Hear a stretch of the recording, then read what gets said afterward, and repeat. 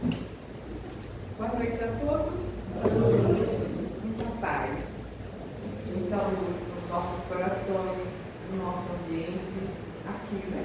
Nessa casa de oração, onde nós nos encontramos, cuidando da nossa alma. Já deixamos nossos afazeres, os papéis que desenvolvemos durante o dia, nossas atividades, e agora esses momentos são dedicados, então, à luz do Evangelho, o alimento da nossa alma. Então, que Jesus possa nos envolver na sua doce paz, para que todos juntos nós possamos ter momentos de aprendizado, momentos de reflexão e momentos de reexaminamento espiritual à luz do seu Evangelho. Uma época que se inicia, né? Uma época tão bonita, que nós mais recorrentemente pensamos em Jesus. Então, pelo aniversariante do próximo mês, né? Então, essa atmosfera que nos envolve, né? Que traz novas esperanças, novas luzes. Então, é nesse ambiente de paz, nesse ambiente de luz, de nova perspectiva, que nós nos encontramos aqui e certamente seremos muito beneficiados. E o tema que nós nos propomos a desenvolver nessa noite, né? Humildade. Claro que falar de humildade é um tema tão abrangente, tão amplo, mas nós fizemos um recorte e vamos trabalhar a humildade como o berço das virtudes cristãs. Então, o tema, ele é muito, no que nós propomos abordar, de certa forma, é um tema muito delicado. E nós temos certa dificuldade em vivenciá-lo e às vezes até de compreender o que vem a ser a humildade. Eu falo em difícil de assimilar da sua vivência, porque ela requer de nós a renúncia de muitas imperfeições que ainda nós alimentamos e que se contrapõem à virtude. E também a humildade, né? A virtude da humildade. E também no mundo de hoje, né? Intoxicado pelo materialismo e que então influencia, né? Enfatiza o orgulho, enfatiza a vaidade, se torna mais difícil, porque estimula a idolatria do eu, não é? E são posturas que, como já disse no início, se contrapõem à humildade. Então, buscar, e essa é a nossa proposta da noite, buscar o entendimento maior, melhor sobre a virtude. E isso torna essencial para nós, porque como nós estamos apresentando a virtude, não é como o berço, a humildade, como o berço das virtudes, sem olhar para ela e olhar de frente, vai se tornar impossível, né, muito difícil desenvolver outras virtudes que também são essenciais, que também são necessárias para o nosso desenvolvimento, para o nosso crescimento moral. Então, no seu sentido estritamente etimológico, humildade provém de humus, ligada à terra, mente à terra, né? Mas no sentido evangélico que nós nos propomos a desenvolver aqui, compreender, né? Desenvolver, é atributo do Espírito, um atributo do Espírito para a sua evolução. Apesar de que ainda são muitos que têm uma compreensão um tanto quanto equivocada, interpretam, né, essa virtude como sinônimo de servilismo, de servir, né, de falta de dignidade pessoal, falta de brio, essas coisas. E não é por aí a interpretação à luz da doutrina espírita. Na visão da doutrina espírita, que revive, né, os ensinamentos de Jesus Cristo, que traz para nós, não se trata disso. Humildade não está vinculada nem à pobreza, nem à servidão, nem à inferioridade, nem à subserviência, não é?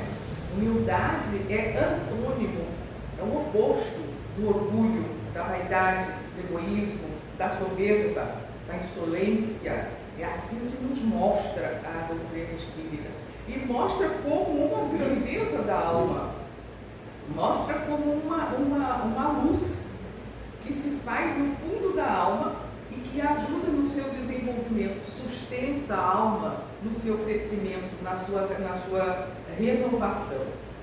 Então, é difícil? É difícil. E ela é considerada mesmo como uma das virtudes mais difíceis de ser vivenciada, de ser cultivada, pelo motivo que a gente já falou deste mundo, né? Que nós temos que ser bem fortes para não ficar assim, muito à mercê desses convites, de tudo isso que o mundo material nos chama a atenção. Esse brilho, né? Que às vezes não é, mas é um falso brilho, né? Então, e ela requer o abandono, deixe para trás alguns vícios, porque virtude não se coaduna com orgulho, nem com soberba, e não sentam juntas, não andam de mãos dadas. É preciso que uma ceda para que a outra exista. Então, é nesse sentido. É a humildade requer de nós, então, que deixamos para trás esses vícios que se contrapõem a ela. Não é? Então, humildade, vamos começando assim, trocar bem miúdos para a gente cada vez melhor entender. Então, humildade é aquele que sabe calar. Sabe calar. Quando ele poderia gritar, mas ele sabe calar. Porque ele sabe tolerar com grandeza de ânimo os excessos alheios. Ele sabe que calar é o melhor para aquela atitude, porque ele já compreendeu a superioridade da calma sobre a irritação. É verdade. Quando dois ficam irritados, piora a situação, né? Então, a humildade então, requer essa ponderação, essa tranquilidade, né? Porque ele também compreende a supremacia, né, da modéstia, de ser modesto diante da arrogância do outro. Então veja que é movimento da alma, é postura, não é? É condicionamento que se vai adquirindo ao longo do nosso processo. Então tem um comportamento moderado diante de uma situação assim conflitante, né? De uma situação agressiva, porque ele tem manso o coração. O coração já está amaciado pela humildade, pela virtude da humildade. Então ele passa a entender e a enxergar melhor o que antes ele não conseguia enxergar, porque o orgulho não lhe permitia. E vejam que o orgulho, e a gente tem que ter muito cuidado com o orgulho, porque ele nos faz ter uma falsa ideia do que a gente é. Ele nos traz uma autoestima que não é real. Ele vai nos dizer que não, você não precisa aprender, você já sabe tudo, você já é um ser pronto. Não somos nada disso. Somos seres em desenvolvimento, mas o orgulho nos faz pensar assim. Então, já podemos ir comparando, né, humildade e orgulho, o quanto o orgulho nos impede o nosso crescimento, o nosso avanço, porque nós nem nos conhecemos. Ele não permite, porque ele dá uma falsa ideia. O orgulhoso nem quer aprender, ele acha que já sabe tudo, ele pensa que está pronto, ao contrário do humilde, que abre sempre espaço para os novos aprendizados. Porque ele reconhece que ele precisa aprender, que ele precisa avançar, mas isso é pensamento da pessoa é humilde. Então o orgulho dá uma visão distorcida até da realidade. Então a humildade cristã é feita de amor, de doçura, de tolerância, de indulgência, de paciência, de candura, de respeito, e é imune às ofensas, é imune aos insultos, porque já compreendeu a grandiosidade de um comportamento ponderado diante de uma situação bem agressiva. Então, o seu exercício, ainda que minimamente realizado nos nossos dia a dia, né? Leva então o homem a compreender que o respeito e a consideração devido ao próximo é indispensável para uma vida social, para uma vida em sociedade, pois como espírito em evolução, a criatura, todos nós, merecemos ser respeitados e merecemos ser valorizados em nossa jornada, independente do estágio evolutivo em que nós nos encontramos. Merecemos isso uns aos outros, respeito e consideração para garantir os elos fortalecidos de uma sociedade. Então, a compreensão desses valores, né, que estão presentes lá no Evangelho de Jesus, estão presentes no Espiritismo, eles são essenciais para uma vivência mais fraterna, uma vivência mais solidária entre os membros de uma sociedade. E aqui nos lembra uma lei moral, né, que é a lei da sociedade, que é a ajuda mútua dos seres, porque nós fomos feitos para viver uns com os outros, somos seres sociais. Então nós não temos tudo, nós precisamos do outro, todos uns precisam dos outros na sociedade para uma vivência, né? E eu fui, quando estava montando o tema, eu fui numa obra que é Rumos Doutrinários, de Indalício Mendes, uma obra antiga, mas eu encontrei uma joia, uma preciosidade lá, quando ele diz assim, ó, somente os fortes são humildes. Olha, uma colocação bem, né? Somente os fortes são humildes, ele diz. A humildade, tal como devemos compreender e praticar, é atributo apenas dos realmente fortes. Porque somente os fortes são capazes de suportar, de cabeça erguida, com coragem, com grandeza de alma, sem se deixarem arrastar pelas provocações, pelas seduções deste mundo materializado e corrompido pelo orgulho. Então veja o que ele quis dizer, né? Somente os fortes mesmo que precisam lutar muito para conseguir sobreviver, né, a essa enxurrada que alimenta a nossa cabeça de orgulho, de vaidade, dessa sociedade corrompida, né, intoxicada de orgulho.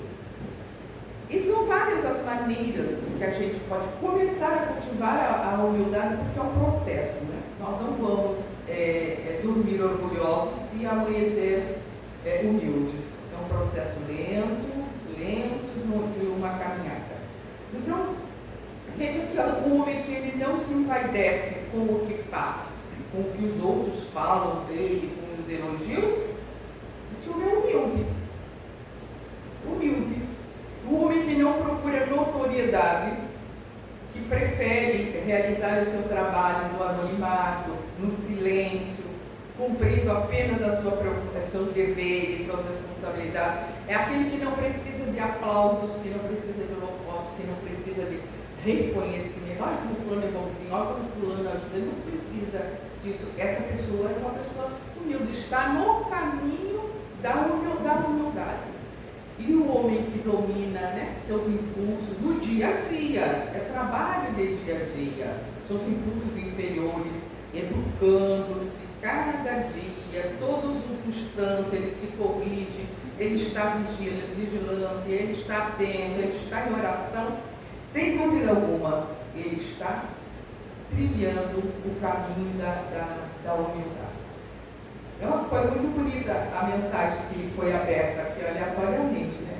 A humildade, você assume o que você é realmente, não é? Sem assim de estar constrangido, mas você aceita as suas condições, aceita as suas limitações e ainda nos convida ali para sermos humildes. Então, é preciso questionar os nossos valores, porque só questionando os nossos valores vão trazer movimentos, vão trazer mudanças de perspectiva para a alma. Então é preciso nós questionar como está a minha relação com o próximo, como eu estou me comportando, qual é a minha posição, como está, eu estou ainda cultivando muito o meu orgulho, o meu brilho, essas coisas todas, não é? E nós vamos trazer aqui um exemplo de humildade, que é a passagem de Paulo de Tarso, né? Ele, contaminado pelo orgulho, pela vaidade, faz essa transição que a gente está falando, essa mudança de perspectiva, né? Lá no caminho de Damasco. Ele com os olhos muito voltados para a vida material, fixado no mundo. Ele buscava cargos, ele buscava títulos, prestígio, tanto da sua condição, né? E como da sua religião. Cruel, perseguidor, né? Dos primeiros cristãos, orgulhoso, vaidoso. E Paulo foi percebendo a ilusão de tudo isso. Paulo tinha tudo. Ele tinha fortuna, ele tinha respeito, ele tinha fama, ele tinha juventude, reconhecimento, conhecimento, ele tinha tudo. Mas, no entanto, lhe faltava a paz. Uma paz perene, uma paz segura. E ele não conseguia. E ele via, no entanto, ele olhava para aqueles primeiros cristãos e via neles a paz que ele buscava, que ele queria. E ele não tinha, né? E mesmo que a grande maioria daqueles primeiros cristãos nada tinham, a maioria nada tinham em relação às glórias do mundo. Então é aí que Saulo, na época ainda Saulo, ele começa a se questionar esses valores, se questionar essas perspectivas do seu entendimento. E foi esse movimento, né, esse início de questionamento de valores, né, que a gente nessa época do ano, a gente está mais propícia a fazer, né, esse checklist das nossas atitudes, das nossas escolhas, enfim. Então, esse questionamento de valores que permitiu que Jesus se aproximasse de Saulo e lhe apresentasse agora uma nova proposta de perseguidor dos cristãos a divulgador, né, do cristianismo. Olha que transição, que bonito. E iria começar para ele, então, uma nova jornada. E ali, então, que vem o nosso foco, que nós queremos chamar a atenção, é ali que começa para Paulo edificar a humildade no seu coração. Quando ele diz: Senhor, o que queres que eu faça? E se entrega, então, ao trabalho de Cristo, né? Humildade que permitiu a Paulo a ser o que ele foi, não é? O que ele é, que marcou a nossa vida, marcou a história do cristianismo, né? Tudo. E esse movimento, então, de humildade, essa mudança de perspectiva, da alma, levou a Paulo a perceber, então, a ilusão de tudo aquilo que ele buscava no mundo, a ilusão do mundo, das coisas materiais, dos títulos, dos cargos, aquela coisa toda, para buscar, então, a paz, a tranquilidade, a segurança, a estabilidade, que ele ansiava por isso. E ele se questionou, porque ele via isso nos primeiros cristãos. E eles não tinham nada do mundo material, desse brilho todo. Então veja que aí Paulo começa a se questionar e aí começa a construção da humildade do seu coração a serviço de Jesus. E também na obra Sinal Verde, ele traz uma orientação que ela vai nos ajudar nesse mesmo segmento do nosso raciocínio, nessa mesma linha. Orientação que, de certo modo, resume, né, essa mudança na postura da alma que ocorreu com Paulo e que nós estamos tratando, de estar fixado nas coisas da matéria, nas glórias do mundo exterior, para agora estar buscando o mundo interior, que nasce da consciência edificada em Deus. E aí diz então André Luiz nessa obra: estude a si mesmo. si mesmo. Olha, essa orientação já faz um bocado de tempo que está conosco, não é mesmo? Tá? Antes de 400 anos antes de Cristo já se falava, conhece a ti mesmo. E incrível que ainda nós relutamos para esse chamamento, né? Então ele vai dizer, estude a si mesmo, André Luiz, né? Porque é só estudando a si mesmo que tereis agora uma imagem real do que és. Não tem como nós nos conhecermos com essa vida externa que nós temos. Eu sou filha de fulano, eu trabalho aqui, eu tenho um carro, eu tenho isso, eu tenho aquilo. Isso é uma representação minha, né? Uma personalidade. Mas quem eu sou realmente é esse mundo interior. É essa olhada para dentro de nós que vai nos revelar. Então estude a si mesmo, porque é estudando a si mesmo que tereis agora uma imagem real do que é olhar para dentro de si, né? E olhar com coragem. Olhar com coragem e sem receio do que nós vamos encontrar lá. Claro que nós temos defeito e nós vamos bater de frente com os nossos defeitos se nós olharmos para dentro. Nós temos que ter humildade. O nosso tema hoje é humildade. Humildade para reconhecer que somos aprendizes da vida, somos filhos de Deus e temos chances para reparar. Então eu preciso ter essa humildade. E muitas vezes o orgulho não me permite que eu faça esse olhar, porque quando eu olhar eu vou identificar e eu vou precisar fazer as transformações necessárias, né? Então estude a si mesmo, porque é só quando você se propõe um mínimo de humildade e coragem a olhar para si mesmo e ver quem você é realmente, que começa então a abrir as oportunidades de mudança, de transformações efetivamente melhor e não imaginariamente melhor, como o orgulho. Ele nos ilude. Tenhamos muito cuidado para lidar com esse impostor, porque ele faz com que a gente até racionalize as coisas e se convença que está certo. Você está certo, você está certo. É isso mesmo. Nós temos que ter muito cuidado, porque ele nos traz uma falsa ideia, né? Uma autoestima bem não é real. Então, estuda a si mesmo, ele continua dizendo, porque a situação primeira é reconhecer que nós precisamos melhorar. Reconhecer que temos defeitos a corrigir, todos nós, não precisamos nos envergonhar. Todos nós temos defeitos a corrigir. Todos nós temos imperfeições aqui dentro a transformar. E só isso começa quando a gente já tem um mínimo de humildade. Evidentemente que a gente não vai conquistar essa humildade de um dia para a noite. A humildade, né, essa virtude da humildade, em toda a sua extensão, só Cristo que teve aqui na Terra. Mas nós já podemos ter um pouquinho de humildade. Está aqui dentro, é uma potencialidade da alma. Nós já podemos trabalhar em ter um pouquinho de humildade. Porque um pouquinho de humildade já vai abrir um espaço interno na nossa alma para um pouquinho de transformação.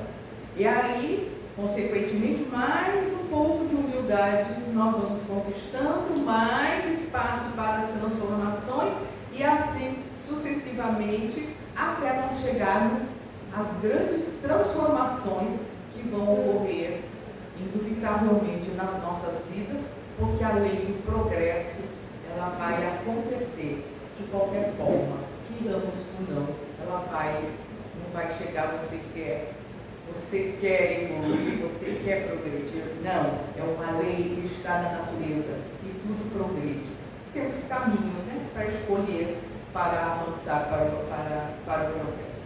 Então, essa virtude, então, ela é colocada em primeiro lugar.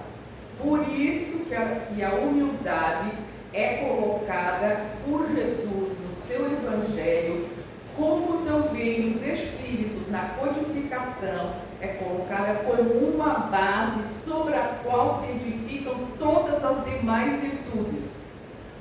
É dela que nascem as outras. é ali que tem o seu nascedouro. Se eu não tiver humildade, dificilmente eu vou conseguir avançar para as outras virtudes. Por isso que ela é colocada por Jesus no seu Evangelho. A humildade, portanto, é essa base por onde se inicia a verdadeira vivência com Jesus.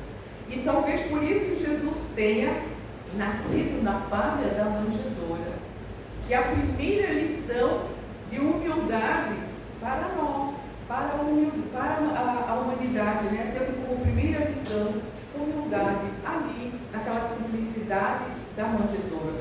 Como dizer, é ela, a manjedoura da humildade, o berço das virtudes cristãs. Como dizer, a partir daí, E vejo que no Sermão da Montanha, e é importante a gente atentar para isso, que às vezes nos passa assim meio batido. No Sermão da Montanha, no encadeamento das bem-aventuranças, que são 7 encontradas em Mateus. Nós estamos trabalhando aqui em Mateus capítulo 5, versículos de 3 a 12. Como é que começam as bem-aventuranças? Bem-aventurados, todas elas. Bem-aventurados os pobres de espírito, os que choram, os mansos, os que têm fome e sede de justiça, os misericordiosos, os puros de coração, os pacificadores. Mas agora vem a nossa reflexão de tudo isso. Qual é a primeira que está na base das virtudes que Jesus coloca? Ele inicia com a humildade. Bem-aventurado os pobres de espírito. Ele começa aí. É humildade. Pobre de espírito, pobre sem espírito. Para a doutrina espírita, essa colocação não faz muita diferença, é empregada no mesmo sentido. Então, a primeira que ele começa é a humildade. Bem-aventurados os pobres de espírito, porque deles é o reino dos céus. Inicia as bem-aventuranças, esse discurso de Jesus que levou Mahatma Gandhi a dizer que se perdesse todos os livros religiosos da humanidade e restasse apenas o Sermão da Montanha, de nada teria se perdido. Então, a completude, a perfeição desse discurso de Jesus, Então, ele inicia com a humildade. Pobres de espírito ou em espírito são os humildes. São aqueles que já começaram a abdicar, ainda que minimamente, do reino do mundo, para então agora conquistarem o reino do céu, o reino de Deus que está dentro de nós. E veja o que Jesus diz, que ele não é um reino para os orgulhosos, é para os humildes que ele diz. Então, analisando na sequência, na segunda, bem-aventurados que choram, porque serão consolados. Como ser resignados, os que choram. Como ser resignados sem antes ser humilde. Preciso ser humilde primeiro. Bem-aventurados os mansos. Como ser manso sem antes ser resignado, sem antes ser humilde. Vamos adiante. Bem-aventurados os justos. Como ser justo sem ser manso, sem ser resignado, sem ser humilde. Para a quinta, bem-aventurado os misericordiosos. Como ser, isso é para a gente refletir, como ser misericordioso sem antes ser justo, sem antes ser manso, sem antes ser resignado, sem antes ser humilde. Bem-aventurados que têm pureza de coração.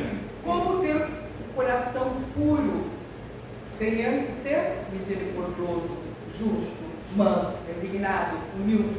E por último, a sétima, bem-aventurados os pacificadores.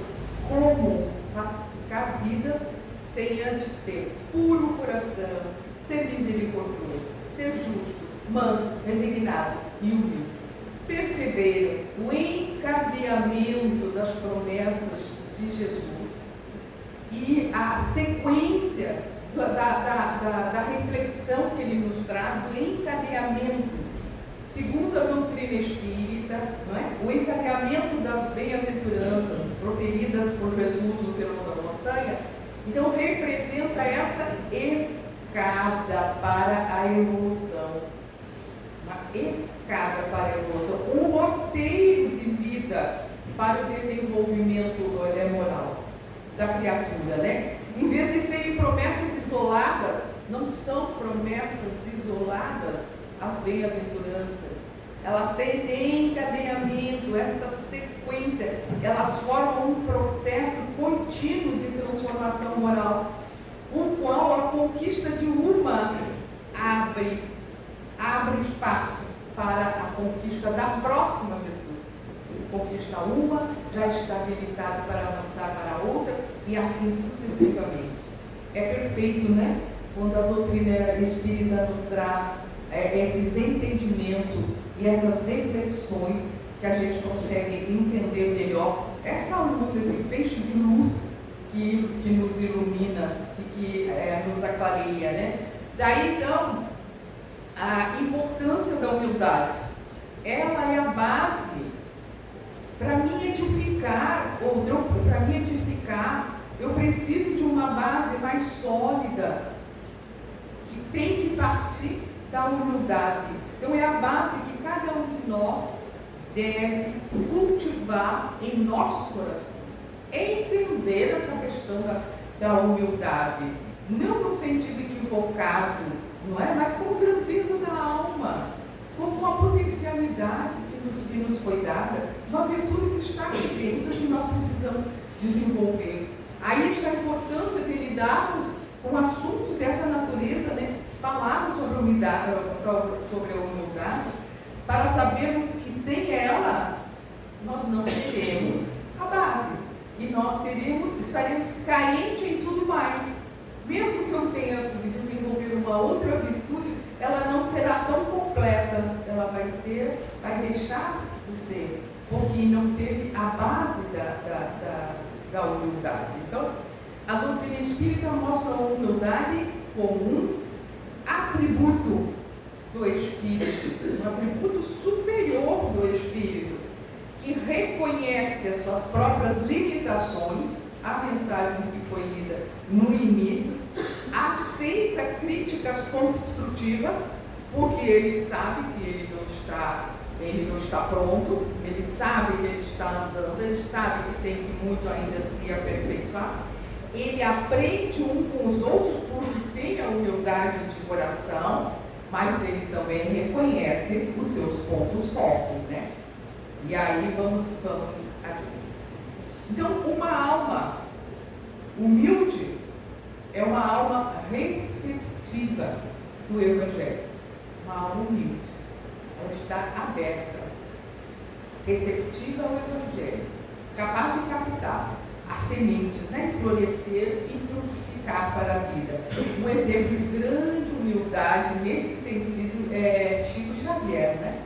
Ele recebeu as sementes do Evangelho e ele soube fazer frutificar para atender, né, milhões de vidas e milhões de frutos que deu o Evangelho. Então nós precisamos ter essa abertura para a vida, essa abertura para o novo, porque o orgulhoso, ele não reconhece isso. Com a nossa humildade, nós sabemos que precisamos mudar. E o orgulhoso não está aberto a essas transformações, porque ele está se considerando, né, pronto, mas nós não estamos a caminho, afastado um pouco da linha da partida, mas ainda, já andamos, mas ainda afastados do ponto de chegada, onde todos nós igualmente chegaremos. Mesmo ponto de partida, mesmo ponto de chegada. O que nos diferencia é essa trajetória, como nós estamos saindo das nossas escolhas, livre-arbítrio, enfim. Porque a humildade, ela vai diminuindo a soberba, né? A soberba do orgulhoso, a avareza, o preconceito, vai nos deixando mais modesto, entre outros sentimentos negativos, sendo capaz de iluminar a alma. E no livro Pensamento e Vida de Emmanuel, no capítulo 24, para quem quiser ir lá fazer olhar novamente, ler, né? Quando ele fala de humildade, ele diz, no fundo, né? Ele vai dizer, no fundo, humilde humildade é o reconhecimento da nossa pequenez diante do universo. Foi a leitura também que foi feita no início. Nosso reconhecimento da nossa pequenez diante do universo. Reconhecimento da nossa dimensão, da grandiosidade da criação. Então, quando fizermos esse movimento, muita coisa muda em nossa alma. Nós nos redicionamos muita coisa, nós modificamos coisas internamente. Começar pela supervalorização que nós damos a nós mesmos como dono de situações, ou temos o poder, temos o comando, temos o domínio. Quando nós começamos a observar a grandeza da criação, nós nos reposicionamos e com humildade. Nós nos tornamos humildes quando apreciamos a beleza da criação. Quando estudamos a obra do nosso Pai, nós desenvolvemos a humildade em nós. Olhar para o céu, não é? À noite, para a grandeza dos oceanos, para aquelas flores, né? com aquelas matizes que nenhum artista da Terra era capaz de imitar. Então, essas experiências nos aproximam da humildade e a gente ressignifica muita coisa, porque essa experiência de vislumbrar a obra do Criador é magnífica. É uma experiência da alma, a experiência interna da alma diante da grandiosidade que ela vê. E isso tem um impacto de humildade da alma. Quando ela olha essa grandeza, ela consegue enxergar essa grandeza. Tem esse impacto de humildade. E essa experiência é o que nos reposiciona a pessoa. E ela deixa de pensar que todo o universo gira em torno dela, o que é muito, muito mesmo importante. Nesse momento ela se torna mais altruísta, se torna mais modesta, ressignifica a sua posição ao infinito da criação, se reconhece como seres finitos diante do infinito. É o reconhecimento da nossa pequenez diante do universo. Então nós precisamos de humildade efetivamente, urgência, no mundo onde prevalece o egoísmo e o orgulho. Precisamos investir nessa conquista, pois ela é a base para um mundo melhor, para uma vida mais feliz. E Jesus foi, é e continuará sendo o maior exemplo de humildade que foi dado ao outro. Para finalizar, eu trouxe uma mensagem que eu escolhi exatamente para este momento, né, de reflexão, para este momento que já estamos nos aproximando do Natal, pensamos mais em Jesus, nos envolvemos nessa aula de novas esperanças. Está lá em Ontologia Mediúnica do Natal, e é Jesus para o Homem, é de Emmanuel, e diz assim: Jesus para o Homem é o título, né? O Mestre desceu para servir, do esplendor à escuridão, da alvorada eterna à noite plena, das estrelas à manjedoura, do infinito à limitação, da glória à carpintaria, da grandeza à abnegação, da divindade dos anjos à miséria dos homens, da companhia de gênios sublimes à convivência dos pescadores, de governador do mundo a servo de todos, de credor magnânimo a escravo, de benfeitor a perseguido, de salvador a desamparado, de emissário do amor a vítima do ódio, de redentor dos séculos a prisioneiro das sombras, do celeste pastor a ovelha oprimida, de poderoso trono a cruz do martírio, do verbo santificante ao angustiado silêncio, de advogado das criaturas a réu sem defesas, dos braços dos amigos ao contrato de ladrões, de doador da vida eterna a sentenciados no vale da morte. Humilhou-se e apagou-se para que o homem se leve e brilhe para sempre.